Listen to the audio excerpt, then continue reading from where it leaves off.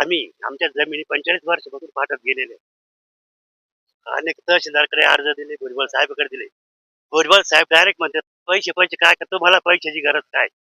मग भुजबळ साहेब जर जमिनी फुकट देतोय पाटाला कालव्या करता, मग भुजबळ साहेब 2.5 वर्ष जेलमध्ये का गेला?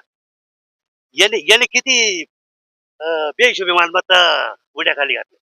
मग गोरगरिबाच्या जमिनी जर पाटात गेल्या, त्यांना काहीच मोबदला नाही. काय करायचे बरं पैसे म्हणजे या तुम्हाला? परिसरात ज्यांच्या जमिनी पाटात गेलेल्या आहेत त्यांना कुणाला पैसे नाही भेटले. आम्ही 22 शेतकरी आहे. अच्छा 45 वर्षापासून आमच्या जमिनी पडीत आहे. एवढे गाव सगळं. अच्छा अनेक वेळेस निवेदन दिले, प्रांताकडे गेलो, त्यांचे पीए त्यांना सांगितलं, कोणीच आमची दाखपुकार घेत नाही.